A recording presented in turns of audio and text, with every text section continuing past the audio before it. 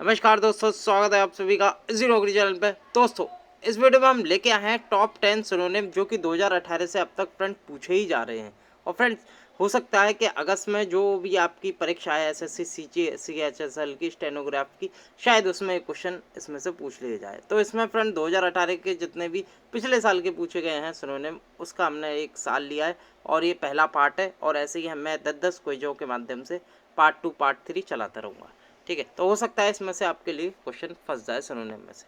तो एबुलेंट सबसे पहले आ रहा है। एबुलेंट एबुलेंट की मैं बात करूँ, इसका क्या मतलब होता है? इसका मतलब होता है फ्रेंड प्रफुल्लित या उल्लसित। ठीक है, मान लो आप CHSL एग्जाम पास कर जाए तो आप क्या होंगे? खुश होंगे ना, तो आप प्रफुल्लित होंगे। ठीक है, यानी कि जोर से चिल्लाएंगे, अरे मेरा निकल गया। ठीक है, तो इसका मतलब होता है एबुलेंट माने प्रफुल्लित, याद रखिएगा इसे। अगर मैं इसके सिनोनिम और देखूं, जैसे चीयरफुल हो गया और फुल ऑफ एनर्जी हो गया, ये भी इसके सिनोनिम है। इस ऑप्शन में जो सही आंसर है वो है फ्रेंड इंथुसियास्टिक। इसका बिल्कुल सही आंसर है।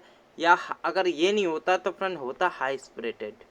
ठीक है, तो बस आप इसका हिंदी मीनिंग याद कर लीजिए, प्रफुल्लित, और आप लगा देंगे इसका सही आंसर। तो इसका जो, अगर मैं फ्रेंड्स मैं बात करूं टेंस में बात करूं, अगर मैं टेंस में यूज करूं तो कैसे होगा? तो जैसे होगा शी साउंडेड, या कहते हैं ही साउंडेड एबुलेंट एंड हैप्पी। ठीक है, मैं लिख देता हूं। इसे आप जो एबुलेंट है इसे आप सेंटेंस में यूज कर सकते हैं ऐसे, शी साउंड एबुलेंट, मतलब उसने आवाज़ निकाली एक तरह से तेज या प्रफुल्लित होकर, एबुलेंट एंड हैप्पी, और खुश रहा और खुश हुआ। ठीक है, आप ऐसे यूज कर सकते हैं। इसका जो सही आंसर है वो एंथुसियास्टिक, याद कर लीजिए, पूछा जा सकता है। दूसरा देख लेते हैं फ्रेंड, ट्रूसुलेंट। ट्रूसुलेंट है तो ट्रूसुलेंट का आपको सबसे पहले मालूम होना चाहिए हिंदी मीनिंग क्या होगा। तो ट्रूसुलेंट जैसे उग्र हो गया, फिर लड़ाका हो गया, कोई आदमी या लड़का लड़ाकू है तो उसे क्या कहेंगे? ट्रूसुलेंट। ठीक है, इसके अन्य जो सिनोनिम होते हैं, एडजेक्टिव होते हैं, जैसे एग्रेसिव। ठीक है, नाम सुना होगा आपने, एग्रेसिव, ज़्यादा ही एग्रेसिव हो कोई लड़का आपके प्रति। ठीक है, या कहते हैं फ्रेंड्स एक तरह का डेफिएंट, मैं लिख देता हूँ, ये सब सिनोनिम है फ्रेंड, एडजेक्टिव हैं इसी के, ट्रूसुलेंट के। डेफिएंट हो, ठीक है, और फ्रेंड फिरोशियस हो, लिख देता हूँ फिरोसियस, जो कि ऑप्शन में दे रखा है, ये भी बिल्कुल सही आंसर है, फिरोसियस। तो इसका जो सही आंसर है वो ए। ठीक है, ये इसके कर्म है। और जैसे क्वारलसम, आपने सुना होगा नाम क्वारलसम। ठीक है, क्वारलसम का मतलब ही फ्रेंड क्या होता है? लड़ाकू एक तरह का। क्वारलसम इसका फ्रेंड एडजेक्टिव है या एक तरह का सिनोनिम है। ठीक है, तो इसका जो सही आंसर है, तो ट्रूसुलेंट का मतलब होता है लड़ाकू, लड़ाका। तो इसका जो सही आंसर है वो है फिरोसियस। अगर मैं ऐसे फ्रेंड सेंटेंस की बात करूँ तो सेंटेंस में कैसे यूज करूँगा? तो ऐसे यूज करूँगा, ही वाज ट्रूसुलेंट, यानी कि लड़ाकू, वह लड़ाकू था।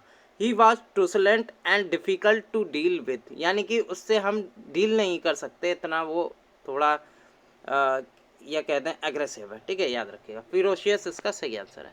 क्वेश्चन नंबर 3 देख लेते हैं, काफ़ी इंपॉर्टेंट, हर बार पूछा गया है एग्जाम में। फोनेटिक। तो फोनेटिक का मतलब क्या होता है? तो फोनेटिक का मतलब फ्रेंड्स एक तरह का जो, जैसे आप यूज़ करते हैं स्पेशल सिंबल, मतलब मैं थोड़ा बता देता हूँ, इसे इसे हिंदी में कहते हैं धन्यव्यात्मक। मैं लिख देता हूँ धन्यव्यात्मक। अगर मैं इंग्लिश की बात करूँ तो इंग्लिश में कैसे कहूँगा? Using special symbol to represent each different speech sound या स्पोकन। इसका जो बेसिकली रिलेशन है वो स्पोकन से है, फोनेटिक, आवाज़ निकालना तरह तरह की। या आप जैसे मतलब ह्यूमन की आवाज़, जैसे पक्षियाँ, जैसे जैसे ह्यूमन होता है तो वो कभी कभी पक्षियों की आवाज़ निकाल लेता है। तो human connected with the sound of, जो इसका जो फोनेटिक है वो एक तरह की ह्यूमन स्पीच से रिलेटेड है। जैसे अगर मैं सेंटेंस की मैं बात करूं तो स्पेनिश, जैसे मान लो कोई फ्रेंच है या स्पेनिश है, ठीक है, ये जो लैंग्वेज है, तो Spanish is a more phonetic language than English. ठीक है, समझ गए? यानी कि कहने वाली बात है, जो स्पेनिश है वो काफ़ी ज़्यादा मोर फोनेटिक है, लोगों के द्वारा बहुत बोली जाती है इंग्लिश की, मतलब इंग्लिश से ज़्यादा। तो फोनेटिक का जो सिंपली स्पोकन से रिलेटेड इसका सीधा वर्ड है, आप सीधे लगाएंगे। क्वेश्चन 3, ठीक है, याद रखिएगा। अगला क्वेश्चन देख लेते हैं friends. Fourth question, to astound. To astound का क्या मतलब होता है फ्रेंड्स, ये काफ़ी इंपॉर्टेंट है। तो टू अस्टाउंड अगर मैं आपकी परिप्रेक्ष्य में बताऊं तो इसका मतलब होता है फ्रेंड भौचक्का हो जाना, ठीक है। एकदम आप जैसे आप भगवान ना करें आप किसी एग्ज़ाम में फ़ेल हो जाएं, मान लो मैं किसी एग्ज़ाम में फ़ेल हो जाऊं तो मैं रिजल्ट देख के भौचक्का हो जाऊंगा, ठीक है। या एक तरह का आश्चर्यचकित हो जाऊंगा फ्रेंड, ठीक है, किसी चीज़ को देखकर। तो ये इसका मतलब होता है एस्ट आउट का, ठीक है, आश्चर्यचकित होना या फिर भौचक्का रह जाना। तो ये इसका जो अगर मैं सिनोनिम बताऊं, जैसे शौक लगना, आपको कोई शौक लग जाए, ठीक है। और जैसे आप सरप्राइज़ हो जाएं, जैसे कोई आपको सरप्राइज़ दे दे, ग्रेटली सरप्राइज, ठीक है। तो ये एस्टाउट के अंदर ही आता है, ठीक है। और जैसे एस्टोनिश, एस्टोनिश भी इसका एक सिनोनिम है, एस्टोनिश मैं लिख देता हूँ। और एक और है इसका फ्रेंड्स, वो है बिविल्डर, ठीक है, बिवाइल्डर, ठीक है। ये भी इसका एक करेक्ट सिनोनिम है। इसमें जो सही आंसर है इसका वो है टू बिवाइल्डर, एक तरह का आश्चर्यजनक होना या फिर आप भौचक्का रह जाना या आपको कोई सरप्राइज़ देना, तो ये एस्टाउट के अंदर आता है।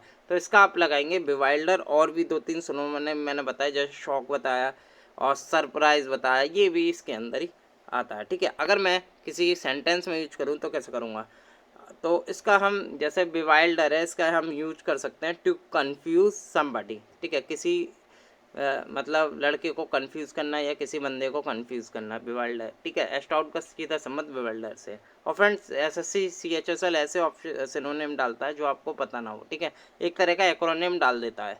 तो बिवाइल्डर याद रखना। पाँचवा क्वेश्चन देख लेते हैं, पोस्टीरियर, काफ़ी पूछा गया है एग्जाम में।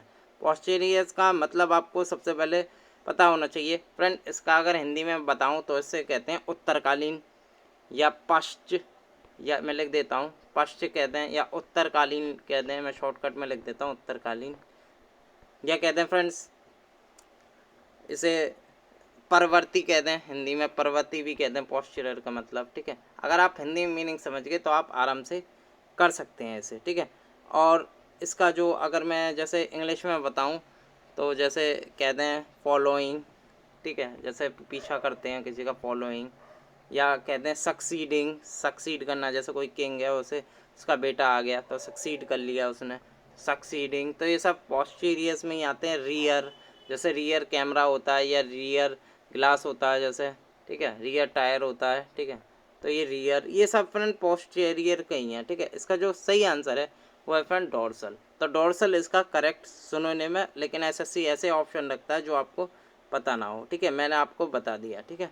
और जैसे मैं यूज कर सकता हूँ उसे सेंटेंस में भी, मैं लिख देता हूँ जैसे the posterior lobe of the pituitary gland contain unique, या कहते हैं element refer to as pituitous. तो आराम से पोस्टीरियस का मतलब आप कर सकते हैं। इसका जो सही आंसर है वो है डोर्सल, याद रखना, क्योंकि ऐसे ही फ्रंट जो ऑप्शन है वही पूछता है, ठीक है। और मैंने इसके आपको सिनोनिम बता दिया, जैसे सक्सीडिंग हो गया, रियर हो गया, और जैसे कमिंग आफ्टर इन टाइम और ऑर्डर आ गया, लेटर हो गया, फर्दर हो गया, ये सब पोस्टीरियर के अंदर ही आते हैं सिनोनिम।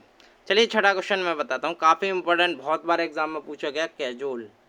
कैजुअल आना ही आना है फ्रेंड, 99% कैजुअल हर समय पूछा जाता है हर एग्ज़ाम में। तो कैजुअल माने क्या होता है, तो फ्रेंड आपने नाम सुना होगा फुसलाना, ठीक है, किसी को फुसलाना, बहकाना, ये सब कैजुअल के अंदर आता है। प्रलोभन देना, ठीक है, मैं लिख देता हूँ प्रलोभन देना, ये सब कैजुअल के अंदर आता है, ठीक है। जैसे कैजुअल का मीन होता है persuade someone to do something by sustain coaxing or flattery. तो ये सब फ्रेंड्स किस में आता है, कैजुअल में। इसका जो सही आंसर है कैजुअल का वो है फ्रेंड एंटाइस। एंटाइस का मतलब ही होता है फ्रेंड्स एक तरह का फुसलाना या प्रलोभन देना, ठीक है। अगर मैं इंग्लिश में बात करूँ, जैसे कि एक सेंटेंस की बात करूँ, तो मैं कैसे कहूँगा, जैसे he really knows how to cajole people into doing what he wants। तो ऐसे आप कैजुअल का यूज कर सकते हैं। इसका जो सही आंसर है वो है एंटाइस, याद रखना, ये पूछा जाता है एग्जाम में बहुत।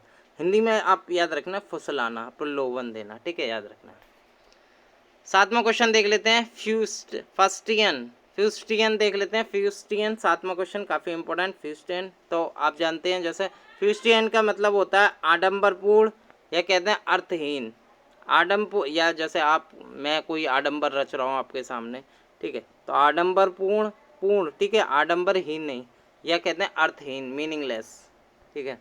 तो फ्यूस्ट्रियन का मतलब होता है, ठीक है। अगर इंग्लिश में बात करूँ, जैसा पॉम्पस, हम सुना होगा आपने पॉम्पस, तो पॉम्पस इसका सिनोनिम होता है, या कहते हैं पिटेंशियस, बहाना करना, पिटेंशियस, ठीक है, नाटक कर रहा है वो, पिटेंशियस, तो ये भी इसका एक सिनोनिम होता है, जैसे पिटेंशियस, स्पीच बोल दी, या राइटिंग बॉम्बास्टिक, ये भी एक तरह का सिनोनिम है, वर्दलेस, ठीक है, वर्दलेस, ये भी एक तरह का फ्यूस्टियन का सिनोनिम है। तो इसका जो सही आंसर है इसमें वो है फ्रेंड एरोगेंट। तो एरोगेंट का मतलब ही एक तरह का फ्रेंड आडंबरपूर्ण दिखाना, या एरोगेंट होना, या वर्दलेस, या बॉम्बास्टिक, एरोगेंट, और पिटेंशियस स्पीच, ये सब फ्रेंड फ्यूस्टियन में आते हैं, याद रखिएगा, ठीक है। अगला क्वेश्चन देख लेते हैं। 8वां क्वेश्चन की मैं बात करूं तो 8वां क्वेश्चन है फ्रेंड एग्जाम्पशन। एग्जाम्पशन का आपको सबसे पहले मीनिंग पता होना चाहिए। तो क्या होता है मीनिंग? एग्जाम्पशन का मतलब होता है छूट, छूट देना, या माफ़ी मांगना, या किसी चीज़ से माफ़ी मिल गई आपको, ठीक है, जैसे कोई कीमत है 8 रुपये की मिल गई, ठीक है, मुक्ति मिलना एक तरह का, फ्री, ठीक है। अगर मैं इंग्लिश की मैं बात करूं तो इसे कहते हैं friend state of being free from an obligation, या कहते हैं immunity to excuse from a duty. तो एग्जाम्पशन का बेसिकली मीनिंग होता है, ठीक है। इसका जो सही आंसर है वो है इम्यूनिटी, इम्यूनिटी, ठीक है, याद रखना। जैसे small businesses have been exempted from the tax increase, ठीक है, याद रखना। तो इसका जो सही आंसर है वो है इम्यूनिटी, ठीक है, याद रखना, ठीक है। अकाउंटेबिलिटी, लाइबिलिटी, रेस्पॉन्सिबिलिटी इसका सही आंसर नहीं है, लेकिन इम्यूनिटी इसका सही आंसर है। नवा क्वेश्चन देख लेते हैं। नवा क्वेश्चन है परवर्स, ठीक है, ये पूछा जाता है एग्जाम में, परवर्स पूछा भी गया है। इसका जो सही है मतलब जो मीनिंग होता है हिंदी में वो होता है विकृत, या भ्रष्ट, या दुराग्रही, या दुष्ट, कुटिल, ये सब इसके अर्थ होते हैं। जैसे इंग्लिश में बता दूं, एबोमिएबल, विक्ड, ठीक है, मैं लिख देता हूँ विकेड, या आप कहते हैं नेफेरियस, जैसे showing a deliberate and obstinate desire to behave in a unreasonable way. तो फ्रेंड पजब में ये मतलब आते हैं, जैसे दुरागरी, दुष्ट, कुटिल, ये मीन आते हैं। इसका जो सही आंसर है वो है नेफेरियस, जैसे कि मैंने अभी बताया था, नेफेरियस होता, विकेड होता, ठीक है, वो भी इसका सही आंसर होता, विकेड होता। और ये कहते हैं एबोमिएबल होता, ठीक है, मैं लिख देता हूँ एबोर इनेबल, ठीक है, ये भी होता ना, तो ये भी सही आंसर होगा। इसकी नेफेरियस की जगह कोई आया तो मल्टीपल क्वेश्चन में तो विकेट आ सकता है, विकेट। 10वां क्वेश्चन देख लेते हैं, आखिरी क्वेश्चन। तो फ्रेंड रेवेज का अर्थ क्या होता है, काफ़ी इंपॉर्टेंट, रेवेज। तो रेवेज का जो अर्थ होता है वो होता है उजाड़ना, या विध्वंस करना, किसी चीज़ को नष्ट कर देना, विध्वंस करना, उजाड़ना, ठीक है। तो ये इसके अंदर आते हैं रेवेज के। अब आप सपोज कीजिए क्या होगा इसका सही आंसर। इसका जो सही आंसर होगा वो डैमेज, ठीक है, साफ साफ दिख रहा है किसी चीज़ को रेवेज करना यानी कि डैमेज कर देना, ठीक है। जैसे I was utterly ravished by the way she smile, ठीक है। तो एक तरह का डैमेज या रेवेज का सीधा मतलब लगा दें, जैसे कोई चीज़ नष्ट हो रही है तो आप वहाँ से, जैसे कंस्ट्रक्ट है ये बनना ही है, ठीक है, सरेंडर ये हो नहीं सकता, लिबरेट ये हो नहीं सकता, तो उस रेवेज का सीधा संबंध डैमेज से या नष्ट करना। तो ये थे फ्रेंड्स टॉप 10 सिनोनिम भाग 1। आपको कैसे लगे? अगर अच्छे लगे तो फ्रेंड वीडियो को लाइक करें और अपने दोस्तों के साथ ज़रूर शेयर करें। और अगर आप हमारे चैनल को अभी सब्सक्राइब नहीं किया है अभी तक तो चैनल को सब्सक्राइब करें विद बेल आइकॉन के साथ, क्योंकि जब भी हम नई वीडियो डालेंगे तो आपको लेटेस्ट नोटिफिकेशन ज़रूर मिल जाए हमारी वीडियो का, और आप हमारी वीडियो का फ़ायदा ले सकें। मिलता हूँ मैं अगले वीडियो के साथ। धन्यवाद।